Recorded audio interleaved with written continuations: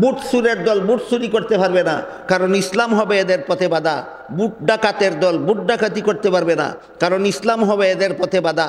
দেশের সম্পদ কোটি কোটি টাকা চুরি করে বিদেশ পাচারকারীর দল এই কোটি টাকার দেশের কোটি টাকা চুরি করে বিদেশ পাচার করতে পারবে না, ইসলাম হবে এদের পথে বাধা। এই জন্য এই এক সুরে বিয়া করে আরেক সুরের শালি কেন, এই দুনু সুরে এই সকল প্রকার দুর্নীতি চালাতে চায়, আর ইসলাম সকল প্রকার অপকর্মের পথে বাধা। উযু গোসল শিখারও ব্যবস্থা নেই, নামাজ বন্দেগী শিখার ব্যবস্থা নাই।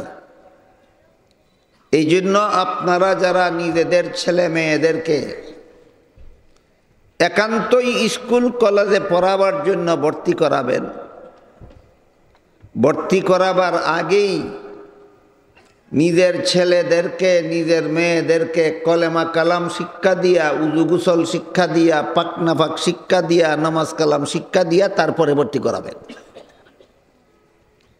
আপনি যদি আপনার ছেলেকে আপনার মেয়েকে নামাজি বানাইয়া স্কুলে ভর্তি করেন, তাহলে স্কুলের শিক্ষাগুরুরা আপনার ছেলে মেয়েকে আর বেনামাজি বানাইতে পারবে না।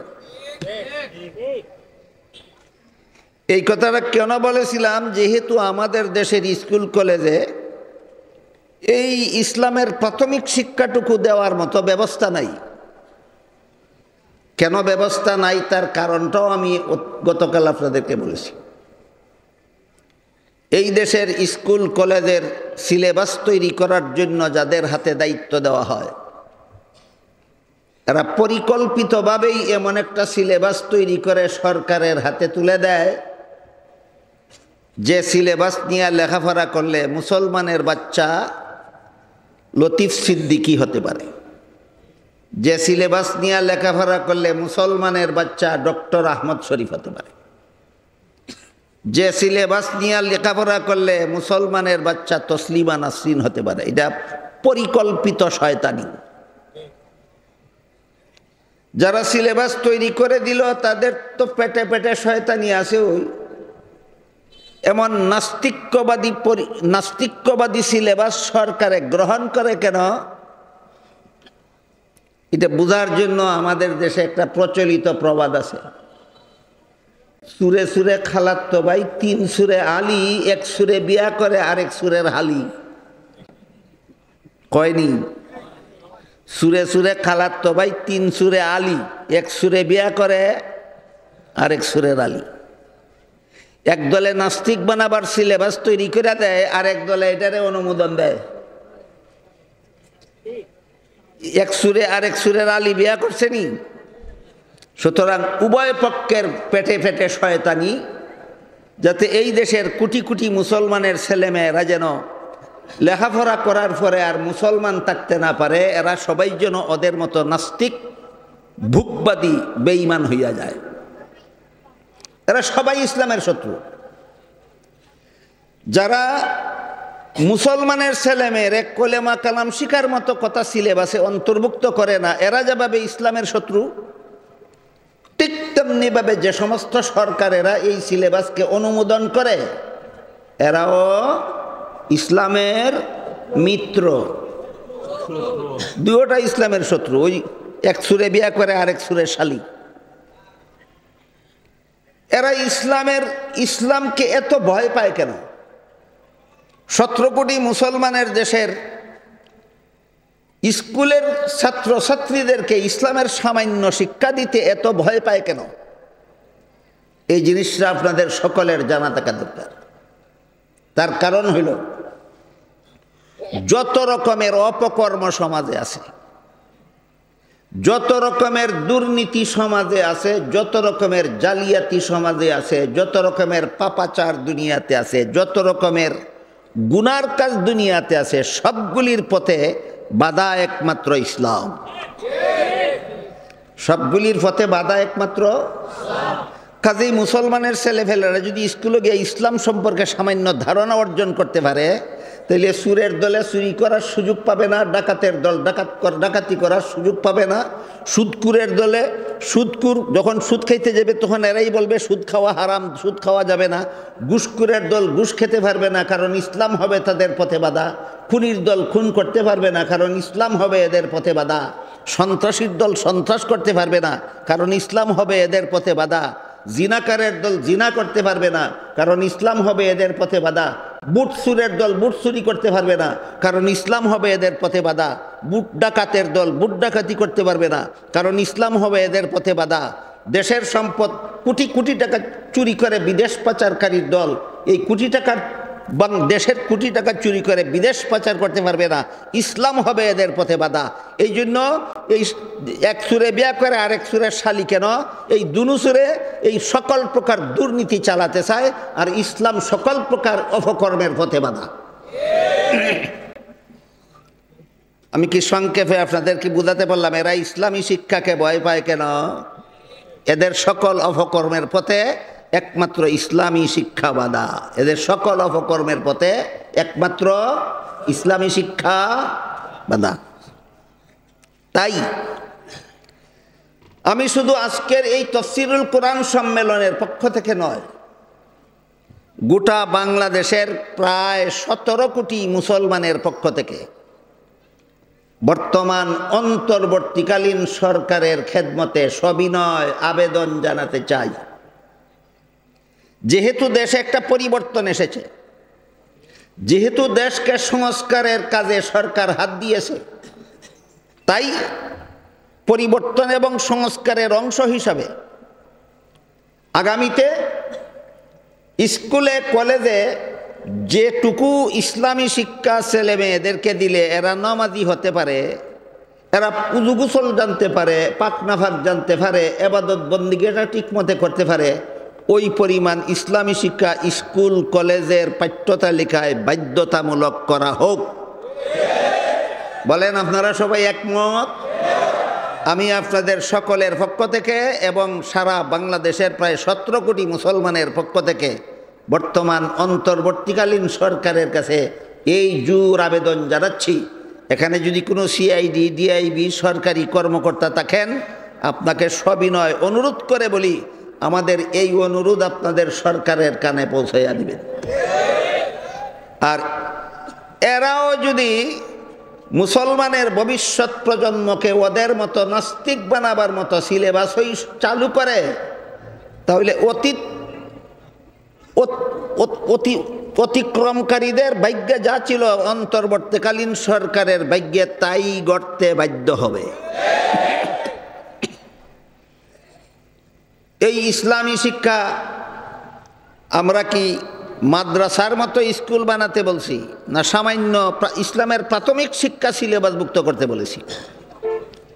মাদ্রাসার প্রাথমিক শিক্ষাটুকু, সামান্য শিক্ষাটুকু, যেটুকু শিখলে কলেমা কালাম শিখতে পারে মুসলমান ছাত্রছাত্রীরা, উযু গোসল শিখতে পারে, পাক নাফাক শিখতে পারে, নমাজ কালাম শিখতে পারে, মাত্র এই পর্যন্ত।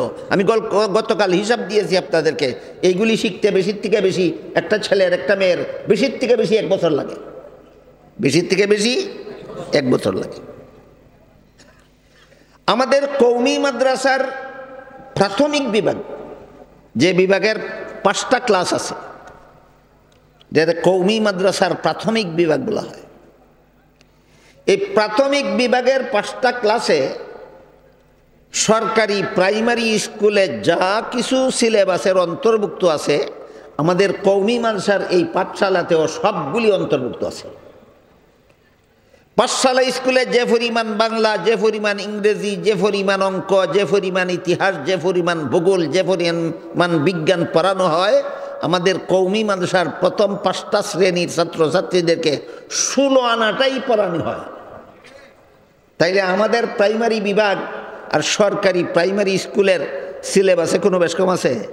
কোনো বেশ কম নেই, বিন্দু মাত্র বেশ কম নেই। শুধু বেশ কম এই ক্ষেত্রে আছে, আমরা প্রাইমারি স্কুলের সবগুলি আমাদের ছাত্রছাত্রীদেরকে শিক্ষা দিয়া এই 5 বছরের ভিতরে কলেমা কালাম শিখাইয়া, উযু গোসল শিখাইয়া, পাক নাফাক শিখাইয়া, নমাজ শিখাইয়া পাক্কা নমাজি বানাইয়া জান্নাতের পথে পাঠাই। আর সরকারি প্রাইমারি স্কুলে আমরা যা শিখাই তাই শিখায়, কিন্তু উযু গোসল শিখায় না, পাক নাফাক শিখায় না, নমাজ শিখায় না, নমাজি বানায় না, না বানাইয়া আপনাদের কলিজার টুকরা ছেলে মেয়েদেরকে জাহান্নামের পথে পাঠায়। ফরা সমান ওই পথ 2টা, ফরা সমান ওই পথ 2টা। তারা যা ফরায় আমরা তাই ফরাই, কিন্তু আমরা এইগুলি ফরাইয়া আপনাদের সন্তানকে জান্নাতের পথে পাঠাই, আর তারা এইগুলি ফরাইয়া আপনাদের সন্তানকে জাহান্নামের পথে পাঠায়। আরেকটা বেশ কম আছে, আমরা প্রাইমারি স্কুলের সিলেবাসের সবটুকু আমাদের ছাত্রছাত্রীদেরকে শিক্ষা দিয়া নমাজি বানাইয়া জান্নাতের পথে পাঠাই সরকারের 1 পয়সাও না খাইয়া। আর তারা এইগুলি ওই শিক্ষা দিয়া আপনাদের ছেলে মেয়েরে জাহান্নামী বেনমাজি বানাইয়া জাহান্নামের পথে পাঠায়। প্রত্যেকটা শিক্ষক প্রতি মাসে সরকারের 20,000 টাকা খাইয়া। আমরা সরকারের 1 পয়সা না খাইয়া এইগুলি ফরাই, নমাজি বানাই, আপনাদের সন্তানকে জান্নাতের পথে পাঠাই। আর প্রাইমারি স্কুলের তারা এইগুলি ফরায়, বেনমাজি বানায়, জাহান্নামের পথে পাঠায়। এক একজন শিক্ষক প্রতি মাসে সরকারের কত টাকা খাইয়া? এই তুলনামূলক পার্থক্যটা 17 কোটি মুসলমানের বোঝা দরকার, জানা দরকার, জীবন ভর মনে রাখা দরকার। তোমরা যা কিছু ফরাও সবগুলি আমরা ফরাই, তাইলে আমরা এদেরকে নমাজি বানাইতে পারি, তোমরা বানাইতে পারো না কেন? কারণ একটাই, সুরে সুরে খালাতো ভাই, 3 সুরে আলী, 1 সুরে বিয়া করে আর 1 সুরে শালি। কারণ একটাও। আবার কতগুলি বেহায়া আছে, বক্তৃতার সুযোগ পাইলেই কয় উভয় শিক্ষার সমন্বয় সাধন করতে হবে। এই গুড়ার ডিম বুঝস, সমন্বয় সাধন দফজে অর্থ বুঝস নি। উভয় শিক্ষার সমন্বয় সাধন করতে হবে। বলেন তো, আমরা কওমি মাদ্রাসার প্রথম 5টা বৎসরে প্রাইমারি স্কুলের সব কিছু পড়াই কিনা? তারা কি নমাজ রোজা খানো শিক্ষা দেয়? সমন্বয় কেমনে হয়? অর্থ শিক্ষক জীবনে কোনোদিন গোড়ার দিন সমন্বয় কয় তোমরা যা পড়াও আমরা তাই পড়াইব, তো আমরা যা বানাই তোমরা তাই বানাইবা, তোমরা যা পড়াও আমরা তা পড়াই, কিন্তু আমরা নমাজি বানাই তোমরা বেনমাজি বানাও কেন? তাহলে সমন্বয় দফাস বেটা, তোর হায়া লজ্জা নাই?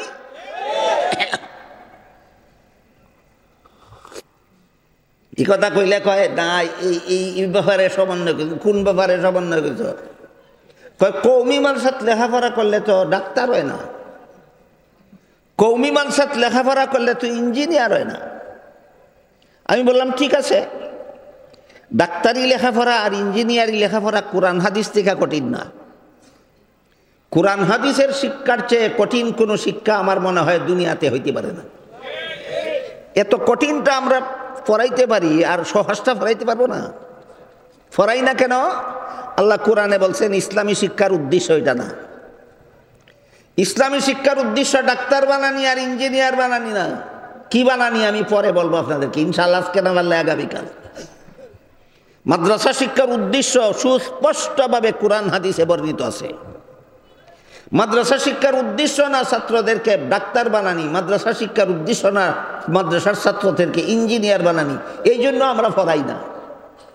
কিন্তু তোমরা যেহেতু প্রস্তাব করছো মাদ্রাসায় লেখাপড়া করলে ডাক্তার হবে, ইঞ্জিনিয়ার হতে হবে, তাহলে আমিও প্রস্তাব করলাম যদি নিরপেক্ষ দৃষ্টিতেই যদি সমন্বয় সাধন করতে চাও, তাহলে আমরাও ছাত্রছাত্রীদেরকে ডাক্তার ইঞ্জিনিয়ার বানাবো, তোমরাও কলেজ ভার্সিটিতে ছাত্রছাত্রীদেরকে মুহাদ্দিস মুফাসসির বানাও। তখন হইব সমন্বয় সাধন। এই বেটা গুড়ার ডিম বুঝছি সমন্বয় কারে কয়?